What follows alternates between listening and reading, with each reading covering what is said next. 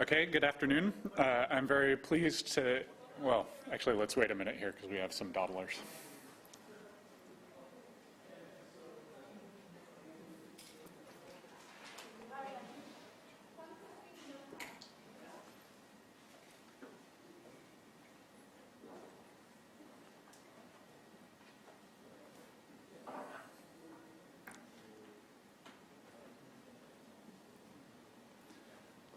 Okay, so I'm very pleased to introduce Graham Katz. He's a new assistant professor of computational linguistics at Georgetown. He did his PhD in linguistics and cognitive science at the University of Rochester, and he did his undergraduate at Stanford University, where he was one of the first graduates from the symbolic systems program. He spent last year lecturing in semantics at Stanford, and before that he did a tour of Germany spreading knowledge. His interests are in both theoretical and computational semantics, and his talk today should touch on those things. So, welcome, Graham. Thank you. I was very happy to have the opportunity to speak here, and I had been hoping that I would get the chance to talk about all the new research that I was able to do as a first-year professor, which is exactly what I will talk about. That is, you won't get to see too much here that I have done in the last year because, as any of you who've taught know, the first year is somewhat tough on that.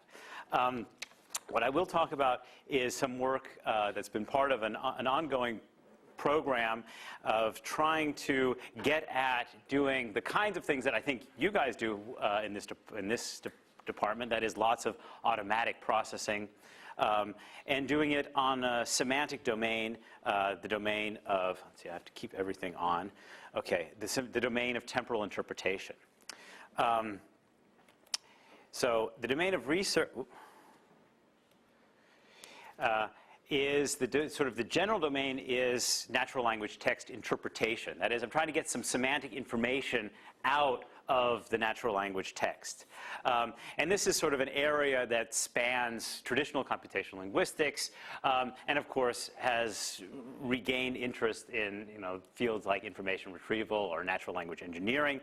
I come at it from a traditional computational linguistics perspective, that is a perspective in which we're trying to build systems that really understand the text, although the kinds of things I'm going to be talking about today are things that we expect to have applications in other more applied areas.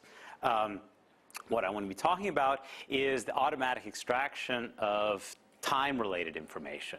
This is the discussion of the temporal location of events in text and how they're related temporally. There are a couple issues that come in here that have to do with what is an event and what is a temporal expression, what kind of relations are involved, and these are the things that I'll talk about. I'm going to spend a little bit of time just discussing the problem and the direction of the solution that we've been talking about, and then some of the problems involved in this task, and then some experiments that have been done in this domain. Okay, so just to motivate the issue, this is motivation that here I am doing. This is what you told me about, right? Don't touch there. Is that temporal information is important for a number of domains. One of them is the question answering domain. This is a question that I stole from my friend Mark Light. He had a question answering system that was supposed to answer this question: when did the Berlin Wall fall? Right? And it found the piece of text that it was going to use to answer it, right, which was this piece of text. East German border workers began dismantling the Berlin Wall and destroyed Brandenburg Gate on Thursday night. Right? And so, of course, it came back with the answer Thursday night, which, of course, is not the answer that you wanted. But you could compute the answer that you want from this if you have the appropriate mechanisms. And so the whole sort of research paradigm that I'm sort of going to be talking about is designed to solve this kind of problem. How do we get to a system that can deal with this kind of problem? So we need to add temporal information in the text. You need to be able to figure out, for example, what Thursday night was being talked about, and you need to be able to relate that time to the Berlin Wall, something about the Berlin Wall. So you need to relate the event to the time, and you need to figure out how to de-index the time. As I said, there are a bunch of particular application areas that people have thought of. If you had that kind of information, you might do intelligent question answering, document summarization. So you might just characterize the events that happened, the major events that happened and their sequence ordering. You might want to, the fourth one here is particularly interesting, you might want to keep track of when a particular individual of interest was where, right? To keep track of a timeline for a particular individual. And so if you know what events they're involved in, you can keep track of that if you have this kind of thing. So towards this end, there was an effort that was begun in 2002 with a workshop in which we tried to build a markup language for encoding this kind of information. And basically what I'm going to talk about today is what that markup language is like and some of the semantic properties that it has. I'm sort of by training a semanticist, and you'll see that, and how the automatic generation of some aspects of this markup language have been done. So the first aspect of the TimeML effort was the outline of the problem and the first bit of annotation. Then there was a lot of annotation work done. And there was the development of what was called a time bank, that is, a set of annotated documents. And then there was some work on automatic generation of annotation. And just last summer, we had a competition, sort of a bake-off kind of competition, in which a bunch of teams did this task. And I'll describe for you that competition and some of the things about what went on. Just to characterize a little bit more fully the kinds of the way this process has been envisioned, the natural language, the sort of temporal interpretation has been envisioned. The idea is you get a text like this, and there are a couple of things that you have to do. First thing you have to do is you have to figure out what the temporal expressions are. Right? So the first thing you're going to have to go through is do some sort of surface-based processing to figure out which of these things are we going to try to assign a temporal interpretation to, right? And if you go through there and you do that as a human being, you'll probably find these expressions, things like today, Tuesday, and so on, as well as something, this blue thing at the very top, the document creation date. We're dealing here with newspaper text, and they always have this distinguished date, the document creation date. This will come into play later as it's part of our main task. Okay, so that's the first thing we have to do. Second thing we have to do is figure out how these temporal expressions perhaps are related to one another. It's this part that allows us to compute, for example, the fact that each of these todays has a particular interpretation, right? Because they're related to the document creation time. Likewise, that Tuesday might be related to the document creation time, but it might not. This is part of the task, trying to figure out which times are related to which other times. Okay? Another task is to identify the expressions that refer to the events that you might be interested in, right? So in this case, there are a lot of different things that might be said to be referring to events in here. One simple heuristic is to say that, well, events and verbs and event nominals are the kinds of things that refer to events, and that's in typical automatic systems. That's the kind of information that we use. That we have verbs and event nominals are referring to the events. And now, of course, the final aspect of this task is to relate the temporal expressions and the event expressions one to another. Right, so we figure out that the arrival, for example, was on today, and today is associated with the day of the document, so that can tell you when, in fact, the Hussein arrival was, if you're trying to document when Hussein occurred when. So these are the steps that we consider that go on. You can then that go on in the temporal interpretation process, and it's something like figuring out a timeline, right? Something like going through all the steps that you need to go through to figure out what occurred when and where. Question, when you define this notion of, I guess, temporal expressions, do you consider the phrase during the Iran-Iraq war a temporal expression? So that's a good point. We don't in the time ML markup language. I mean, I'll talk about it in a second.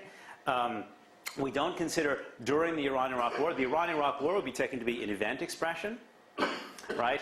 And so there were 3 bombings during the, probably that's an understatement, during the Iran-Iraq war. That would be a relationship between events, not between events and event expressions and temporal expressions. Now, whether that's linguistically real or not, that was the choice that was made in the framework that I'm about to present to you. So there, let me introduce it. Yeah. Another question before you Sure. Can you go back to Oh, okay. Yeah, Fine. So how strictly do you want us to interpret the sequence of processing steps along the right side of the slide?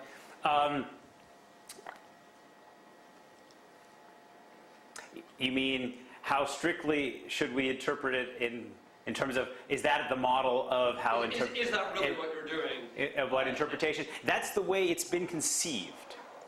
So what I'll show you in a second is, because what we've done, what I'm going to present to you in a little bit is how we've so this task, doing this for free text, is very hard. It's very hard even for humans to annotate. So the reason I'm characterizing it this way is so that we can talk about, well, I'm going to give you the whole talk right now, right? What can we do if we give you half of it, right? That's the reason I'm laying it out like this. I'm not necessarily saying that everybody who would want to solve this full problem would do it this way, but I wanted to lay it out this way so that I can give you a specification of what a partial solution to this problem might be. Okay, fair Is that? So am I right in thinking that there are some things that get left on the table by this particular pipeline? For example, when you say President Bush on Tuesday said, you don't really want to resolve Tuesday before you know it's a past tense verb that's being modified, because if it were on Tuesday will say, then you'd resolve it differently. Right. So that clarifies really what your question is. Yeah. So this, of course, the sequence of steps that I went through here are sequences of going through the entire document. And so there's a question about what information each step is going to have at its disposal, right? So in fact, in the module that identifies temporal expressions might fully well be aware that it's sitting to the left of a past tense verb that refers to events, right? So, right, that we haven't identified it maybe as an event referring thing, but it could be aware of all of any of the information. Yeah. Okay. Sure. Okay. Let's move on. Okay. Yeah. I mean, there's a sort of as a general point, there's an alternative to doing things as a pipeline, which is to try to get some global picture of the ordering relations in a document with all of these things as features, and then you have relations between events and events, for example, where you know that some things are often predecessors to other things. Right. No, absolutely. All of what you say is correct, and this is. Let's go on, and we'll talk about that in a second. All right, so the idea here, sort of just to characterize, so the process that I just told you about is something that is not foreign to computational semanticists, and in fact, much work in traditional computational linguistics had to do with text interpretation of exactly that sort. The TimeML effort was an attempt to rethink this process as one of annotation. Right? Because we know how to do that kind of thing, just like rethinking. So the idea is to think of what we might think of as a markup language for time and events. One of the reasons to do this, maybe let me just argue for that briefly, is instead of arguing for a particular semantic representation language that we're going to compute in some recursive way in the classical, I don't know if that's classical for you guys, but classical for me, in the classic way that you'd interpret representation for language, let's just mark up the information that a native speaker, when they read the text, knows, right? You all know. You read that thing, you know the Hussein visit was on Tuesday, that there's a relationship of inclusion, that Tuesday is related to this time by predecessor relation or something like that. All of this information, you don't have to be a semanticist to put that information into the text. So the idea here is to have sort of a theoretically neutral markup language for encoding this information, so we can talk about what kinds of systems, what various different kinds of systems could generate this kind of thing. So we don't get, so this was developed, this was the TimeML, and we developed a set of standards and guidelines for just sitting there and marking up. What do you mark up? What counts as an inclusion relation? Classical annotation guidelines that give you a bunch of examples and tell you how you're supposed to do it. One of the things that we didn't do, and it's one of the things that, well, maybe I won't spend too much time today talking about it, but I had intended to, was to give an actual formal semantics for that. It wasn't done. It was just a seat of the pants kind of thing. But of course, it is a semantic representation language, and it should have a semantics. And there's some good reasons that I'll try to argue for in a little bit, why you'd want to have a semantics for this language in terms of what it's actually intending to convey. Just to say in advance a little bit, of course, we want to compare annotations on a semantic basis, not on some sort of basis of best match, right? And that in these terms becomes fairly complicated, as you'll see in a second. And then we can talk about temporal interpretation as simply automatically generating the markup, which is something that, right, a natural language technology likes to do. And so I'll talk about a couple of experiments in that. I'll just talk about a little bit of something that we've been doing at Georgetown, and I'll talk about the Temporal composition. So what I want to first do is sort of just describe the TimeML language, sort of public service here. So basically, it's a simple markup language, XML-based markup language, with essentially there are essentially three tags of interest, maybe four. They're tags for temporal expressions. And these are maybe familiar for people who've looked at the TIDES guideline and so on. This is something that allows us to do two things: to mark a temporal expression as being a temporal expression and having a particular value. That is, we mark today in that text as having the day value that it actually has. So that's right, the process of temporal valuation or de-indexation. And also to provide it with something like a handle. So you can say, oh, and that temporal time is related to some other, to another event, right, or to another time. So, and we do similar thing with the event expressions. That is, we provide them with a handle. So we can say, hey, here's an event 3, and that's related to time 2 via the inclusion relation. And they're classified into a small set of types. It's not particularly interesting. And then we added a set of temporal linking tags. They're sort of odd to call them tags because they're not really tags. They're non-consuming tags, right? They sit there at the end of a TimeML marked up text and tell you what the relations are between the events and the times, the events and the events, and the times and the times, right? So they have 2 time and event handles and an interval-based relation. So just to give you a picture of what a TimeML marked up text looks like, it looks something like that, right? We have a timex tag on the Tuesday there. We have an event tag on the SED here. Each of those, so the Tuesday has its value, the particular value that it was de-indexed to by the annotator at the time. We have the ID expressions here, T1, E1, just for, and then we have the temporal link. That is, it tells us which of the entities there are and what the relation type is between them. Maybe I will, yeah. So when we talk about the temporal expressions, we take sort of the simple ISO standard for temporal expressions, which has this kind of format for absolute times, right? The year, which you're probably familiar with from your email, right?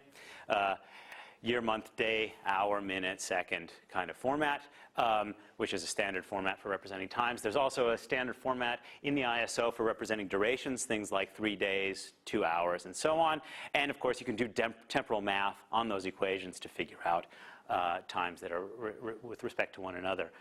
So we can figure out what the day was 3 days after today, if we've de-indexed today. All of that is not particularly original here. There was just the link from the natural language expression, things like Tuesday and today, to the ISO de-index standard. Right, because each of these expressions might all refer to that guy, which gets de-indexed as that. So that's basically all the temporal interpretation that we're doing. People have, some people like Jerry Hobbs has spent a lot of their time building temporal ontologies, talking about what years are, what months are, what days are, and how they're all related to one another. That's all very well and good. If you use the temporal math associated with the ISO standard, of course, it all essentially falls out because a temporal calculator does essentially that, and you don't have to do the reasoning. All right. So let me not talk about temporal function. So one of the things that we built into this was the ability to talk about a functional relation. That is, we could say that, that this noon was related to this October 14th, 2001 in a functional way. That is, it was the noon of that day. This is important if you can't de-index one of the temporal expressions. You might still want to know the functional relation in case later processing allows you to do the de-indexation, even so you can encode the functional relation. That's a sort of minor point. Let me skip that over. That's what, right, the true syntax of the timex3 tag, that is the timex tag, looks like that. Let me just skip over that. Events. We mark each of the event expressions with essentially a handle and a specification of what kind of class. The class is a very gross specification of whether it's something that's sort of like an occurrent kind of event that happens in time or some kind of state that holds. We distinguished a couple things for reasons that won't be important for this talk, but which nevertheless are important to stave off a few questions. We have one class here, iState, and that is to allow us to distinguish between events that actually occur and events that are only intentionally occurring, right? So that we can recognize the difference between the policing that goes on and the growth that goes on. Right? One of these might actually occur, and one might not actually occur. This was something that's none of the researchers that have worked on generating time ML Markov have paid attention to, because it adds a layer of complexity that's even above and beyond that. Okay, so these are the event classes that we have: intentional action, intentional state, to distinguish those, and essentially we have states and occurrences. Because we were doing newswire text, we wanted to also distinguish between reporting and perceiving events, because those happen to be for exactly this reason. If you report something, it might not have happened, but if you saw something, then it happened, right? And those kinds of things, of course, right? I know, fantasy and so on. But when they talk about it in text, in newspaper text, they mean that it actually happened. So when they say witnesses saw, but when they say witnesses report, and this is the kind of thing you have all the time in newspaper texts, when they say witnesses report, you don't want to necessarily conclude there was an event. Yeah? What do you do if witnesses claimed to see? Yeah. Right, that would be a reporting claim. Okay. Right. But the seeing... Right, then the seeing would be a perception, and so, but it would be a perception under the claiming. Okay, so you have Right. scope. Right. Well, no, we don't. So this is a very important point. We don't have scope, but wait for a second. We don't have scope, and it's a disaster. That's what I'm going to tell. That's the first part of my story. Good. Okay. What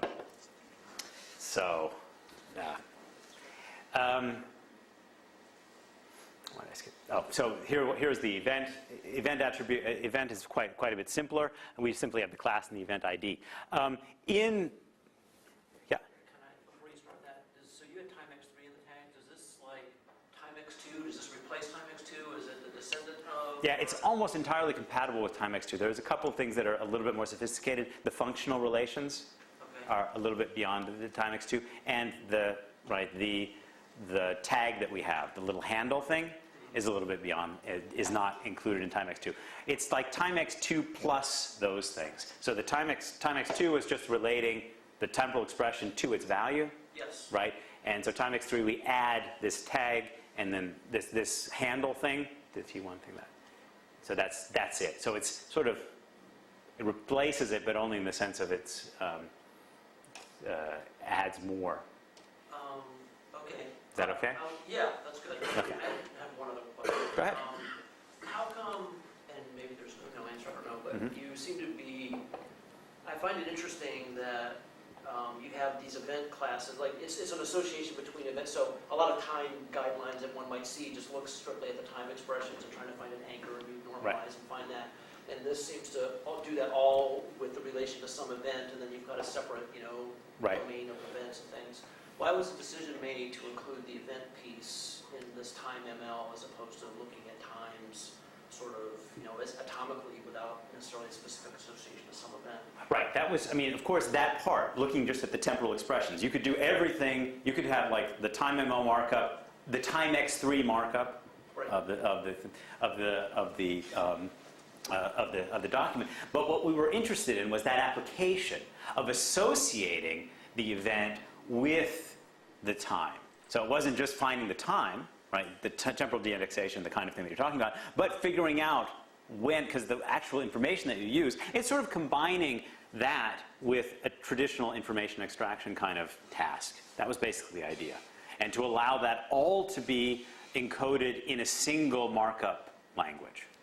Is that an answer for you? Sure. Okay. So there's some distinctions which are not clear to me, which, for Okay. example, between reporting and occurrence.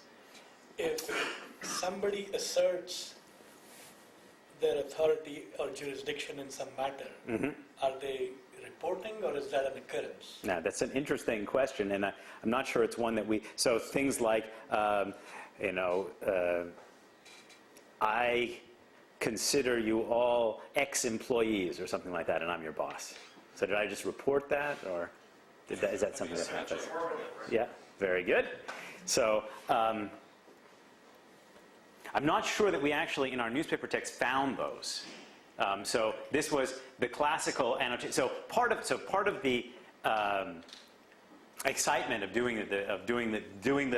this as an annotation exercise is we treated what came along in the newspaper text by example as it went, right? Because the traditional way of doing this kind of temporal semantic exercise is let's think up the counterexamples, right? And this was an attempt to do things from the other perspective, from, in some sense, the empirical perspective. Let's read the text and see what we have to represent to do the things we need to do. Is that a reasonable answer? So that's why we read the text and we say, well, to do what we need to do, we definitely need to distinguish perception from reporting because we want to be able to answer questions about the accident that they saw as being at a particular time versus the one that they reported as being at a particular time. So in some sense, reporting is to be applied to communicative events. So in other words, you don't want to treat those as occurrences, you want to treat those as Right, communications. although they are really occurrences. I mean, if we were really doing an event, I mean, this all, of course, stands in for work that we didn't want to do, which is if we were really doing an event on ontology, we would have a whole ontological structure, and we'd talk about these being, different types of, the saying is a different type of reporting, and reporting is a kind of occurrence, and so on like that. But we were trying to really do as little of that kind of AI type work as possible and as much practical annotating as possible. Because the real issue that was concerning us was how to relate the events to their times. There has been a move to, so we are now at TimeML 2.0, and there's been a move in the next version of TimeML to add an additional attribute, which is the actual event type, right? So you'd have maybe stand in there some expression associated with the verb itself, right? Say or something, or say WordNet sends 3, right? That would be. But again, we were trying to avoid as much of those issues as possible in this. All right. So the last kind of markup that we had was these T-link relations, the temporal linking relations that relate events and times to one another. We talk about two kinds of T-linking. And this is just terminology that's somehow taken from the literature. There's the notion of event anchoring, which is simply a relationship between an event and a time. Right? That's the definitional. And event ordering, which is the relationships that relate to events. So that's just terminology that we can talk about. All of that is just some kinds of T-links. Now, the T-links come in a number of varieties. That is, there are a number of relations that can play the role in there.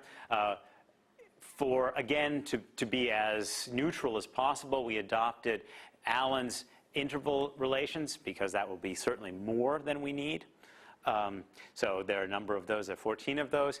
Of course, there are only 7 really different ones that are indicated here. They're the possible relations that can exist between temporal intervals, right? Overlap, inclusion, precedence, right? Meets, begins, and ends, right? And I give you some examples here. I think those are,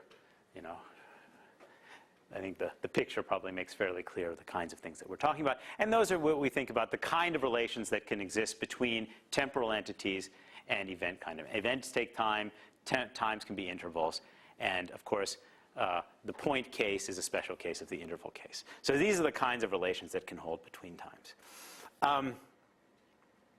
Now, before I get to the semantics, there's one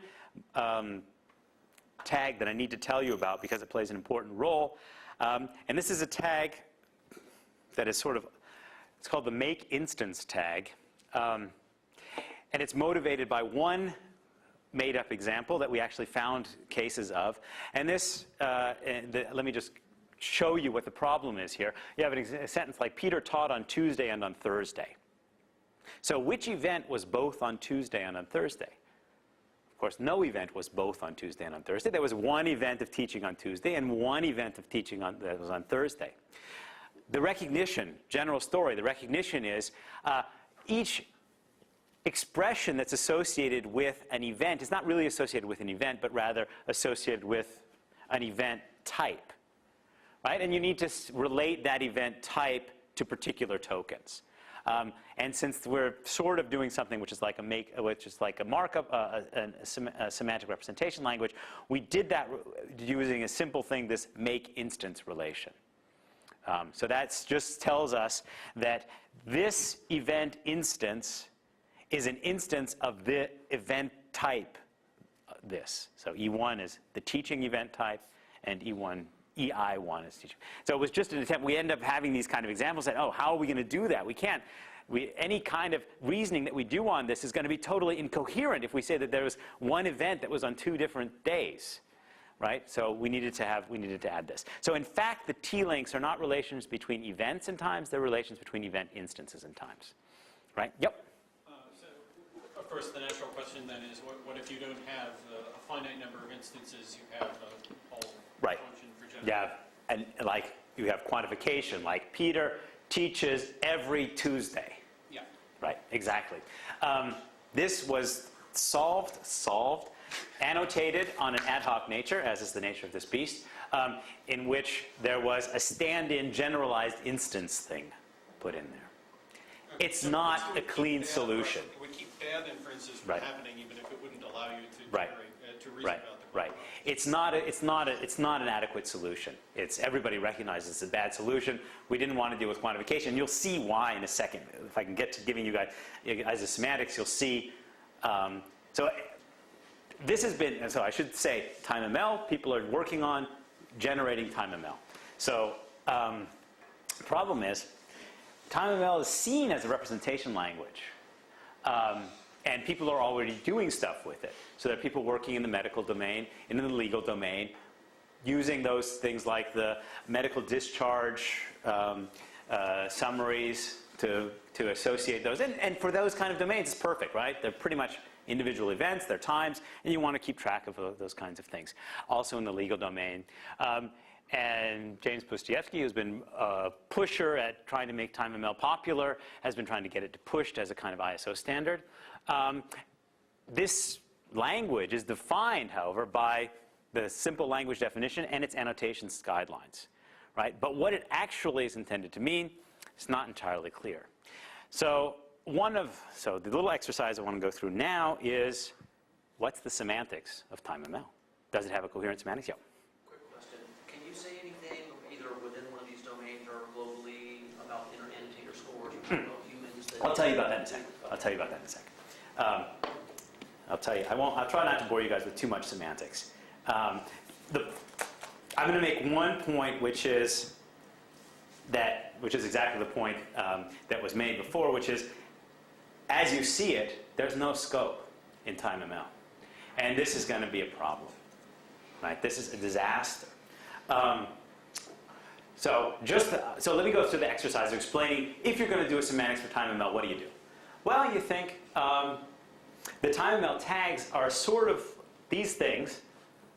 They're like conditions on variables, right? And these handle things, they're like variables, right?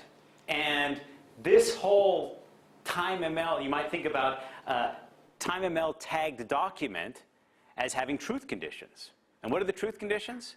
Well, if you can assign real entities to the variables that satisfy all of these conditions, then the document is true, right?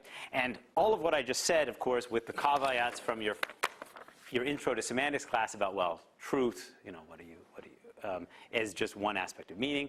But that would be, at least if we could get the truth conditions, we get the right thing. Because we'd like to say that the person who marked this text up is committed to that text making a claim something like this, that there's an event that was an arrival that was on that particular Tuesday, right, that was temporally located in that particular time, and so on. Right? So, I mean, the semantics seems to be obvious. So let's go work through the semantics. It's basically a DRT-like semantics. You treat those event identifiers as essentially discourse reference. You treat the tags as conditions. And this is the important thing. There's no scope. Right? The other thing is that we have variables that are event type variables. So let me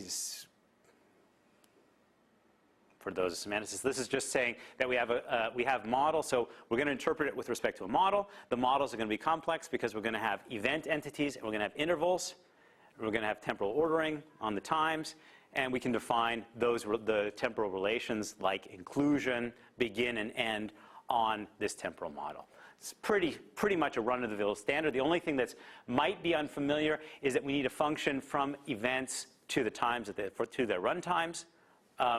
In this day and age, it's fairly standard. So that's one aspect of the semantics. The interval relations are easy to define. So we can define them all in terms of the relations of the beginning and the ends of the intervals.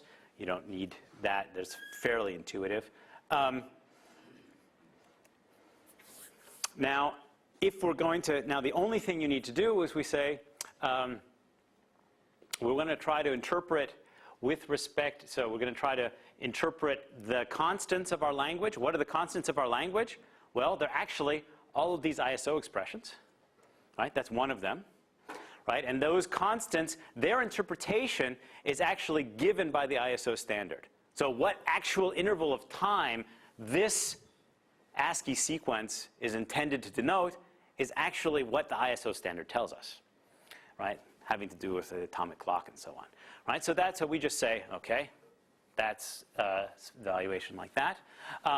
Likewise, for periods of time, if you care, you can take periods taken to be the sets of times of equal length, right? So this thing, right, this is the ASCII, the ISO standard for a 30-minute period, and we take that to be the set of all 30-minute intervals, and that's all right. And the only other thing I've added here is we're going to take the event type of the predicate. We're going to say that we already did that TimeML 3.0 thing just for illustration. So we're going to say if we have something that specifies the type of an event predicate, we're going to say that tells us that's the set of events of that type. Okay, so we have intervals are sets of intervals of a given length. Events are sets of events of a given type.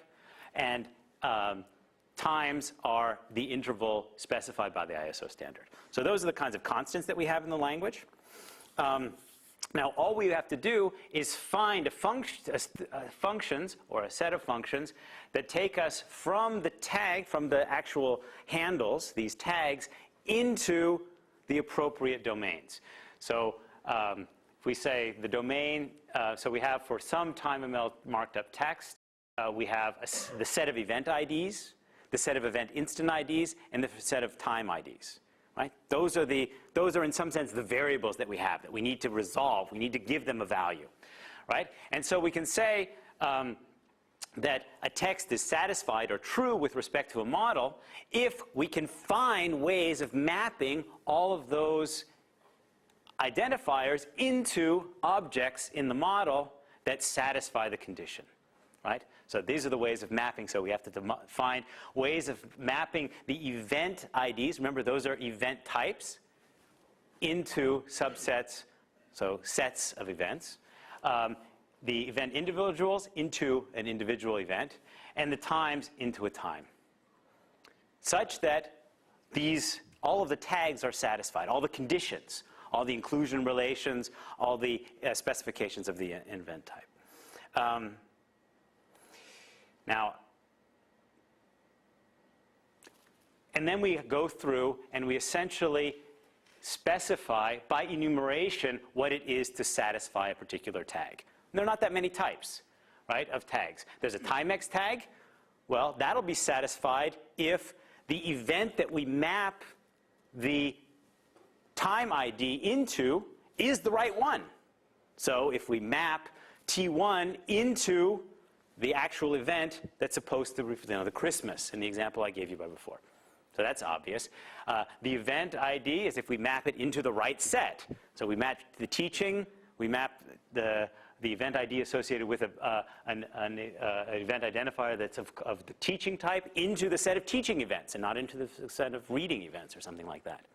And likewise, if it's a durational temporal expression, we map it into the appropriate set. That is the appropriate set of sets of the appropriate length. So here, the 30-minute intervals rather than the half-hour ones. So that's one. Those are three of them. Then we have the make instance ones. So here's, let me tell us that, well, a make instance simply tells us that an event is of a particular type. Well, that just means that the event instance ID is mapped into one of the members of the set that the event ID is mapped into.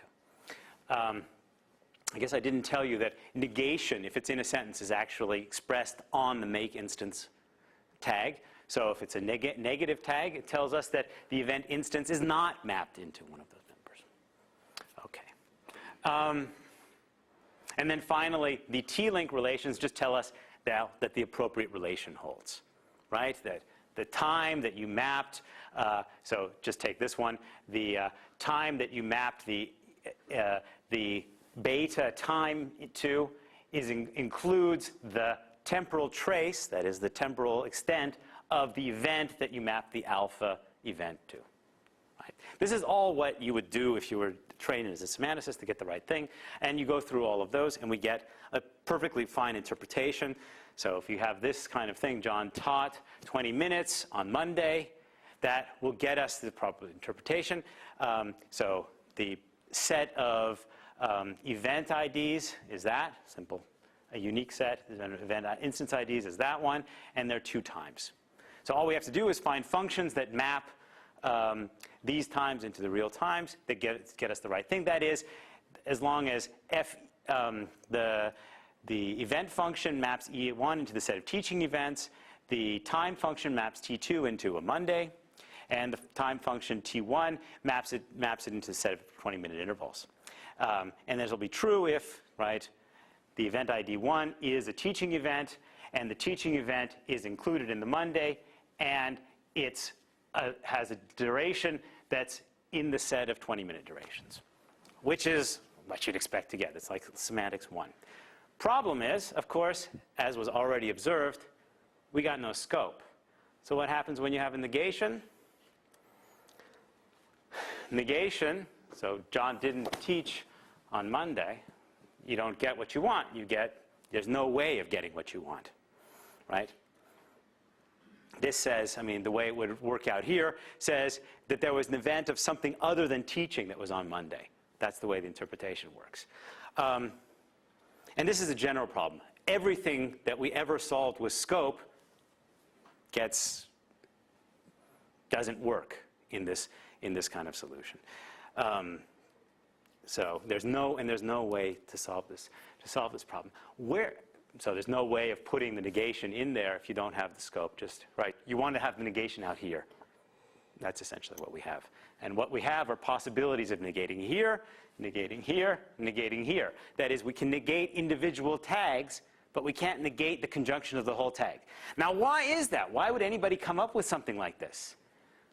And it's not because when we were sitting down there, were thinking about it, we were thinking in a stupid kind of way, but rather, we were thinking, what we were trying to do is do something like a timeline semantics. We were trying to, and this is what almost every person I've ever talked to who I present this problem to for the first time says, oh, what you want to do is you want a way of mapping a text into a timeline.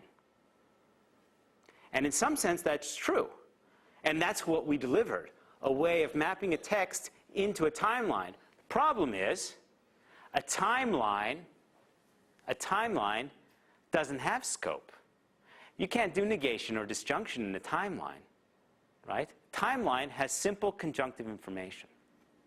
All right, so let me leave that. So in a paper I just published last year, I sort of did a back-end workaround and tried to give us scope via a second-order property. So the short story, the way we do this is we treat each of these event IDs as not as event types, but as properties of event types, and we assemble the condition on the property. So we do it as a sort of a second-order kind of thing, which is not an impossible thing to do. It comes out okay. There are some problems. We need to figure out how we can talk about the subsumption relation among property characterizations. And there's some puzzles in that. But this isn't a semantics audience, so I didn't want to go into that. Sorry, I probably went too much time on this already, but I just wanted to make that point.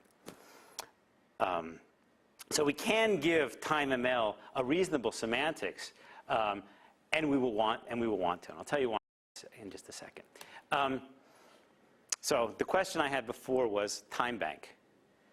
Well, was related to time bank. What is time bank? Time bank is the annotation of using TimeML of a bunch of documents, right? And this is what was done in the Tarski initiative after the Terkus initiative. It's freely available. You guys can look at it. It's annotated by people who spent a lot of time developing the standards. It was annotated at Brandeis, and it was annotated with 100 to 186 documents are annotated there. They even developed an annotation tool that allowed you to do this all graphically. So if you want to do your own annotation, you can download that too. Now here was the answer to the question. So how hard was this problem? And it was really hard. And there are two reasons that it's hard.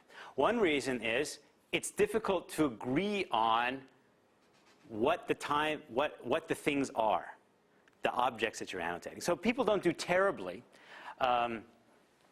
on inter-annotator agreement. I don't know why we computed the F-scores, and I didn't have the data to compute the kappas, but we computed that using one of them as the key. So you get sort of fairly good, but not perfect inter-annotator agreement. But this is on just which things are the timexes and which things are the events. This should be up. I mean, we want that to be up in the 90s. Right? Because that should be an obvious thing to talk about, but it's not.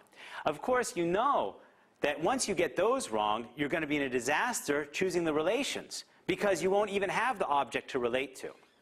Right? So when we talk about the T-link relations, right, we draw our inter-annotator agreement drops dramatically. Now, there are two reasons and there are a couple reasons for that. One of them is because you're missing the items that are supposed to be related to one another. The other one is that there are distinctions that the annotators are forced to make, which are very, very difficult to make. This is the kind of example, right, where you don't know exactly whether the relation is a prior to relation or a same time. It's either same time and prior to and really close, or same time, right? And they're forced to distinguish one or the other, because that's the range of possible answers, right? So this forces you, in some sense, to be more explicit.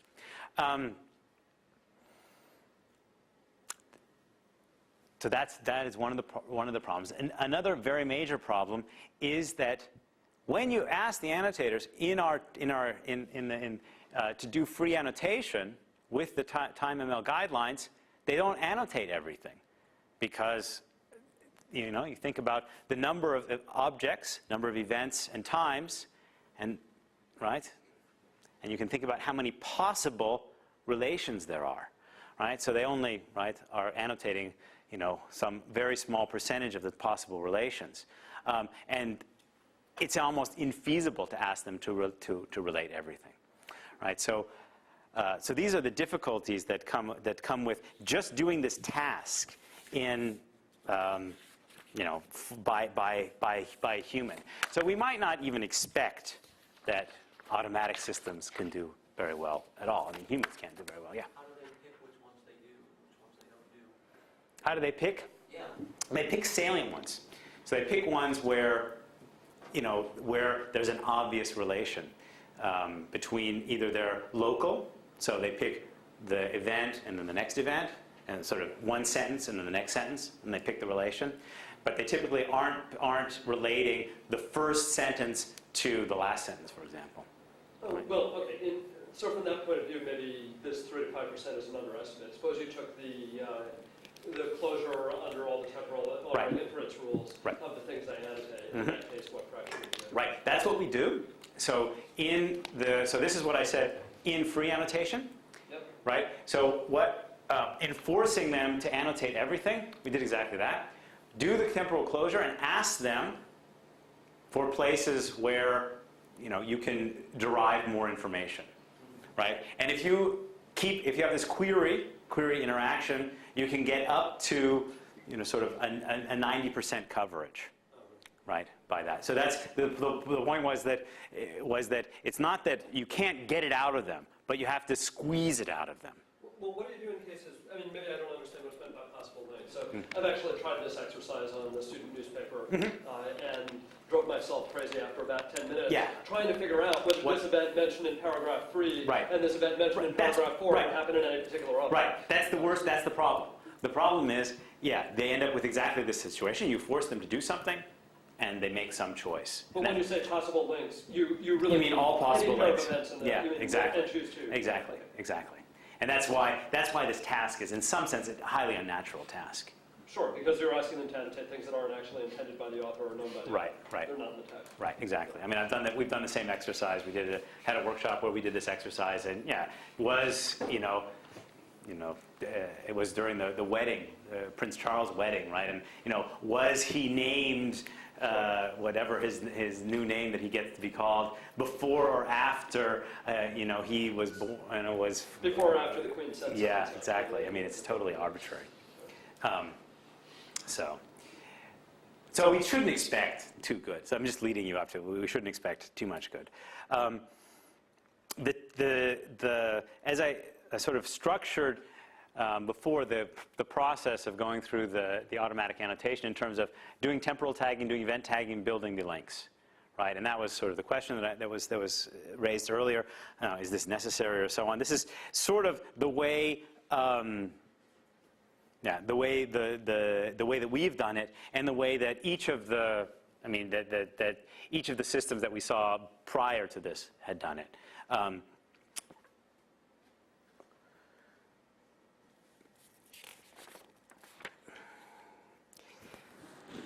me see.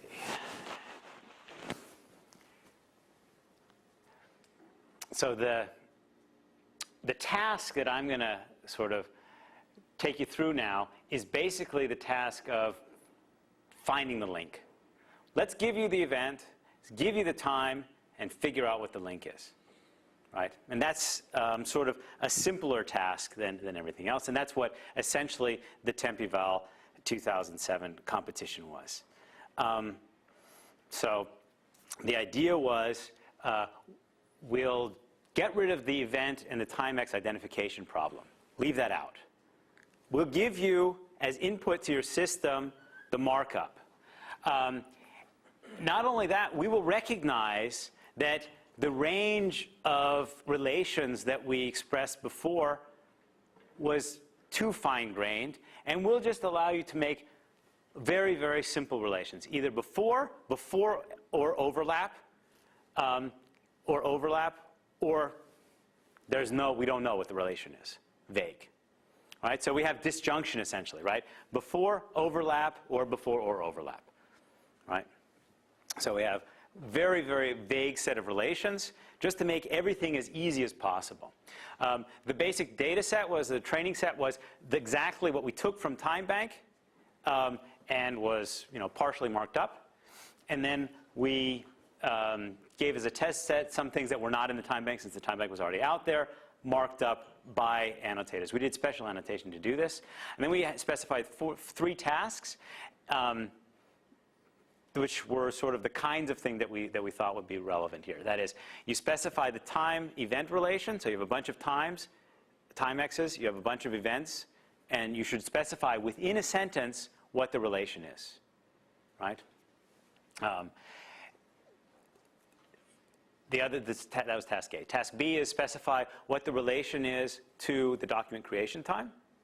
That's a fairly specific thing. And the third task was sort of an experimental task to specify the relationship between the events that, in some sense, were associated with the main clause in contiguous sentences. Right? So can you figure out, John got up, he went to have breakfast, that the getting up was before the going to have breakfast. That was basically the task. We ended up having these 6 groups that did the task, and they each essentially applied their in-house strategies that they've been developing for other tasks to this task, right? So the Xerox people used their deep semantic analysis, their rule-based system to do this task. The Sheffield people did a very simple sort of machine learning kind of classifier. The Wolverhampton people also did sort of a syntax-based thing where they had a temporal reasoning module that they had also made use of. Right, the Colorado people also did the machine learning thing. And these guys, the Language Computer Corporation, they have a bunch of tools, right, that they just sent and used to do as much surface processing as they could and finite state processing as they could, and then do some machine learning on that. So there are a couple issues there. Okay, wait, where do we go? Okay, there are a couple issues that come up. One of them has to do with scoring. So, and this is actually the whole reason I gave you that whole lecture on semantics, which is, how are we supposed to score? How are we supposed to score the results here? Because you want to score them in a way that's very different from, for example, the case of parsing. And, I mean, maybe you can educate me, but as far as I understand, most parsing systems, you're always going to generate a coherent, consistent tree, right? Now, if you do that, then you don't have to worry about part of your parse being inconsistent with some other part of your parse. Now, this may be wrong, but that's the way I've always understood it. In this case, almost all of the systems that were on the market at the time we did that would generate inconsistent temporal interpretations, right? So how do you classify, for example, in the third case, I think I have system 3 here, right, which is an inconsistent interpretation, A before B, B before C, C before A. Right? Or A before B, C, yeah. How do you classify that compared to one that's consistent but contains less information, right? You can't just do, exact match. How many relations did you get exactly right? Because in an inconsistent case, you get 2 of the 3 right, and just 1 of them is wrong. So do you get a 66? I mean, is that what you're supposed to get? But that should be worse than the one in which you have less informative, but still consistent. In that case, maybe you only get, 1 of the 3 right. Right? So that was part of the problem. The second problem that we had was, how do we deal with giving partial credit for semantic compatibility? Right? So you said something and it wasn't wrong as accordance with in comparison with the key, but it wasn't right either, but it was sort of semantically compatible. So the way we dealt with that was to sort of give partial credit for compatible answers, right? To sort of say, if you get some set of compatible answers, then you get partial credit. And there was assigned accordance with this table that essentially gives you a little bit of credit for getting, so if you were supposed to get, right, before, but you give before or overlap, so you sort of get half credit. If you get vague, so before or overlap, anything, you get a 3rd credit. But if you get it totally wrong, something that's inconsistent with that, you get no credit, right? Overlap or after, you get no credit. So where do these numbers come from? Well, the honest truth is we made them up, right? So that it sort of got the right heuristic. But let me give you a justification. A justification would be a semantic scoring mechanism in which you thought about the semantic distance of the 2 annotations with respect to one another. And one way of doing that, and it's the whole reason we actually went through the process of doing a model theoretic semantics, is you could compute, because we have finite models, you could compute the number of models that are consistent with 2 annotations. You can compute the distance, the overlap to the number of models that one annotation has compared to the other one. So when we do a model theoretic semantics, it allows us to do this sort of this comparison in a semantic way. We didn't do it for this task, for that table, but the table was sort of inspired by that idea. Okay. So what you've all been waiting for over an hour now, the results of the Temporal competition. So task A, task B, task C. I give you the majority class baseline. That is, if you just take, you guys know what that is. So what you'll see here, so we give you the score as compared to the gold standard in the strict and in the relaxed interpretation, partial credit interpretation. And you'll see that there was a fairly narrow, I mean, not entirely narrow, right? The best in the task A, in the F score was a sort of a 62 F score, which was the Wolverhampton group, and the worst was, of course, the Xerox group doing their highly symbolic system. That was task A. That was linking the events to the times. That was where we had the widest variation, I think.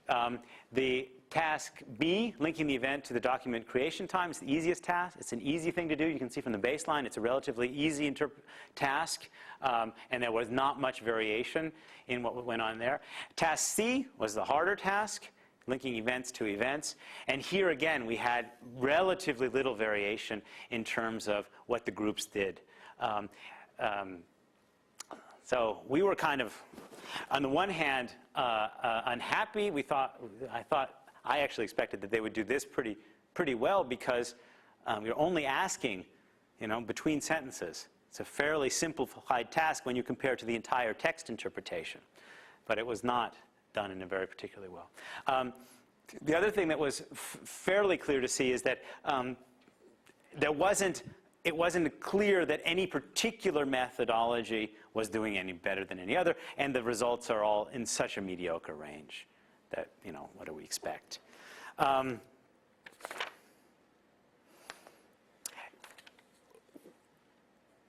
I stop now? I can give you one more. So this is, I can give you what we've been doing. Because what we looked at, yeah. So there's an important question, I think, under the second bullet of your summary. Yeah. When you say range of methods produce similar results, yeah. do they make the same mistakes or do they make different mistakes? Well, you can see that they do make different mistakes. And we haven't done the careful error analysis that we want to do. In fact, that's next week. Yeah. Frank Childers coming in and we're going to do the careful error analysis.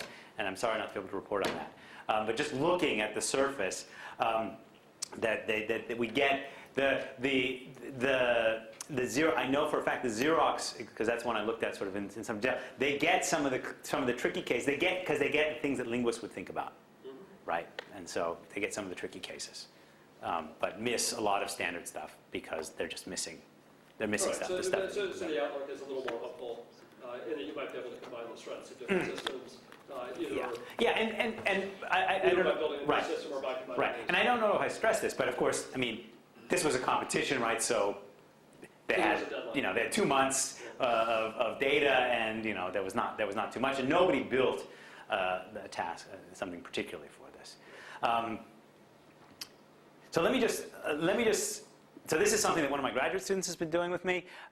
We're doing sort of a little bit of an experiment, a variation on task B, which is the task of identifying task A, the task of relating the event to the time X's in the sentence, right? And what we were looking at is to look in detail at what features of the input actually help or hurt, what's crucial.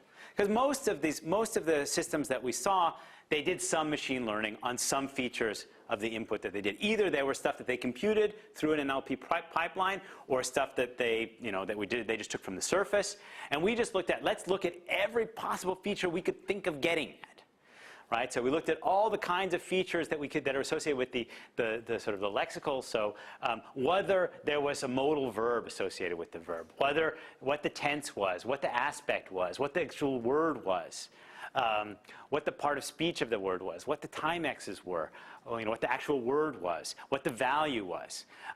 We looked at, because of course the time bank is a subset of the Penn tree bank, so we can look at the parses. We can use the syntactic information. Look at the syntactic path from time X to event. Look at the distance, the number of time X's in the sentence, the number of all of these things that we could make up. We thought about putting in semantic features, things like what's the event class, so whether it's an occurrence or a reporting event. What is class of the temporal expression, whether it's a period, a duration. What's the value of the temporal expression? All of these kind of factors. We put them in there, and this was a sort of very direct thing. We tried to do two things. We tried to specify first, is there a relation between those two in the time bank? So there's a temporal expression in the sentence. There's an event thing in the expression. Is there a T-link in the time bank? So sort of, is there a link? And if there is, what type? So those are the two tasks that we went on. And we used a bunch of features. We did it as a very simple way of just doing sort of tenfold cross-validation kind of thing. So the first take-home message is you can't do much with lexical features. All that stuff that's associated just with the lexicon, it's really hard. So we took all of those lexical features that I'm talking about, the tense, the actual word, all of that stuff. And you can see the F measure is about 30. Relation identification, nothing happens in relation identification in this whole experiment. It's all about at baseline or below. Right? So nothing happens there. But the only feature that's particularly important here is if you take out the event word, the actual word, that what the verb was, then you don't do very well. Everything else sort of ranges down a little bit. So you don't do particularly well. If you add the relational features, so the stuff, the syntactic tree, the path, and so on, then you do much better. Right? So here's the lexical features. Only. Now, if you add all of the relation features, you already, for link attachment, so figuring out whether there's actually a relation, you're already gone up another 30 points, right? So, I mean, it's not sort of a surprise. Syntax helps if you're trying to figure out whether an event and a temporal adverbial are related, whether a verb and a temporal adverbial are related. It's not rocket science. It was also interesting to see that, in fact, the specification of the number of events expressions that there were, that's just telling you how many verbs are tagged as event expressions in a sentence. That pretty much is one of the most important factors. So those Are these results with gold standard syntax? These are gold standard syntax, but, okay, thank you, that leads me to the next point, which is things that don't help, things that don't matter. So inconsequent, this used to be called the things that don't slide. So semantic features don't help at all. Word sense disambiguation doesn't matter. You do that, doesn't help. Normalizing, so normalizing the temp-vectors, so you don't have, you might think it's a really sparse data, so let's call everything that was a day just day, everything that was a week just week, and so on. That doesn't help at all. So none of the semantic stuff helps for this task. And things that don't hurt are if we take away everything that we got from the tree bank and replace it with the Charniak parser. Doesn't make a difference. That's fine. In fact, we can compute all of the lexical features on an ad hoc basis just based on the input surface, and it doesn't matter. So that was kind of a nice result, which said that we don't need the high quality, which is not either a surprise since we're doing so poorly. Why would we care if we have high quality stuff? But, yeah. Is your time bank in the held out sections of the tree bank? Or was the Charniak parser trained on the... Right. It's doing fine. Right. It could just be Reproducing the tree bank. perfectly. No, that's actually an excellent point. An excellent point, which is probably what it's doing in the back. All right. So let me just conclude. So I think TimeML is okay now that I've decided that we can give it a formal semantics. I was less happy about a year and a half ago when I thought we couldn't give it a formal semantics. Doing the automatic annotation is hard. Even the limited part that we did in the semi-val competition is hard. But even worse than that, worse than all of that, is that even if we did it, we wouldn't be doing the task that we want. And I'll tell you why in just a second, and this is the outlook. Because ordering the kind of temporal relations that we've been deriving, that we've been pounding our head on for a while, are not really the kind of relations that we want. So why?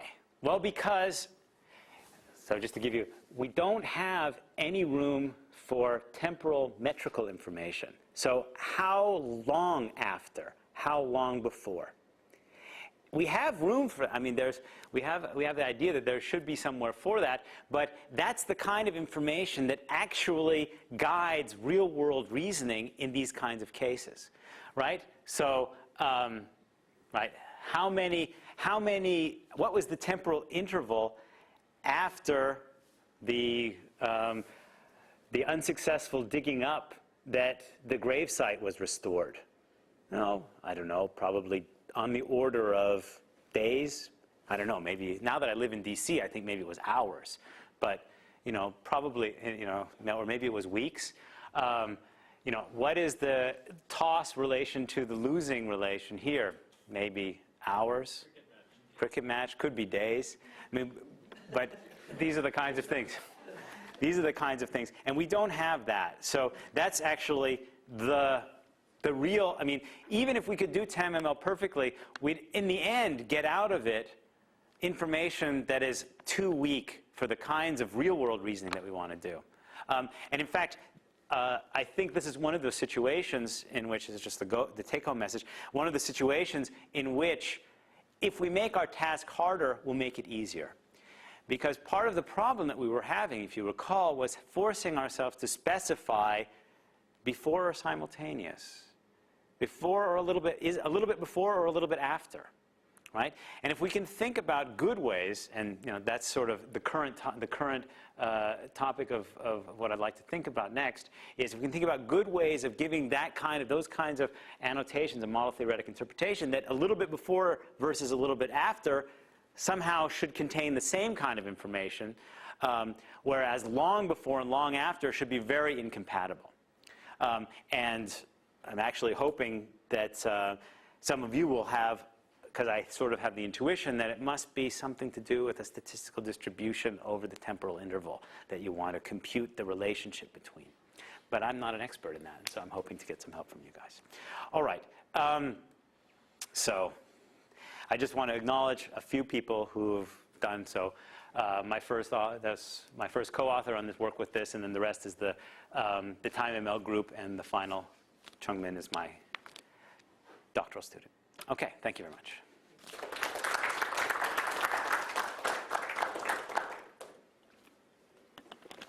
So I'm not too familiar with the Allen work that you cited as far as this sort of temporal relation stuff. But one of the kind of, in general, time relations are one of these canonical things for sort of linguistic semantics as opposed to kind of mathematical semantics. Right.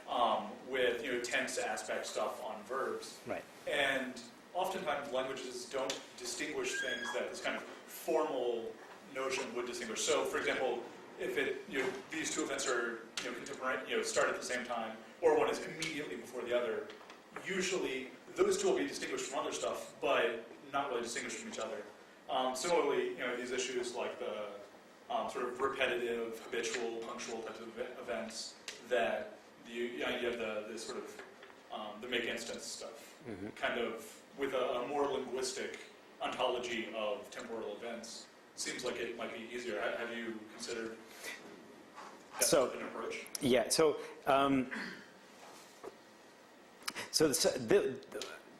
In some sense, this work came out of linguistic research in temporal semantics, some aspects of this, because there's an observation that different languages mark different things obligatorily.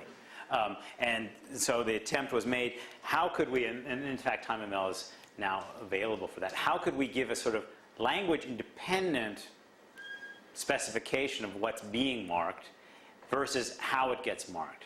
And in linguistic semantics, I don't know what you're talking about. In linguistic semantics, these things get confused because people talk about, well, this language represents this relation, right? Whereas I think it's Japanese that seems to represent beginnings of things, whereas in English with the perfect, we represent the end. So, I have lived in DC for 6 months. We talk about the end of, right? That's the interval that comes up till now.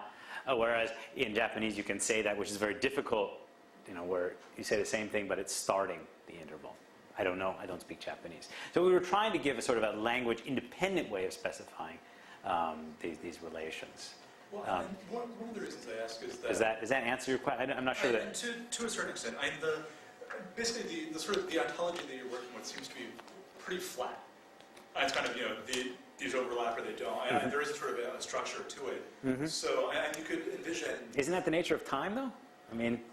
To a certain extent, but and you talk about the inter-annotator agreement rate being abysmal. Right. And I think part of that is because, well, frankly, the language is ambiguous. Right. And if the semantics don't actually have a way of saying, this is ambiguous, but it can be broken down into these different types of specialization. Right. Basically, you can't capture that in the semantics in some way. It seems like you're kind of forcing them to make arbitrary distinctions, which is going to reduce the inter-annotator agreement rate, etc. Right. On the other hand, what we were trying to move away from is where the annotation you give is essentially the thing that you think is canonically expressed in the language you speak, because then we have no way to compare that, and that's why we moved to the sort of language independent, right? We're saying, okay, time has this structure. Now, how does your language as representational system map to this structure? That was sort of there was another question over here. Yeah. Could I propose an even easier task? Okay. Always welcome, perhaps. So you were talking about, well, the real motivation behind TimeML was to produce timelines. So one task would be to figure out which events have, I don't know the correct term, facticity or something. Those that would go on the timeline, because a lot of the problems come when you're confusing things that are intentional or something. Right. So do you have a sense of how well that would do? How hard that is? Well, I only do in as much as that's one of sort of those central problems for the textual entailment people, right? Figuring out factivity does, I was able to look at your paper last night. Mean that I did? And, well, depends.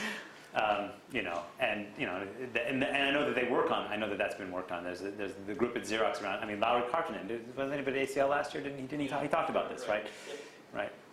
So yeah, in some sense, that's a task that it does. It's the task that we should really be doing first.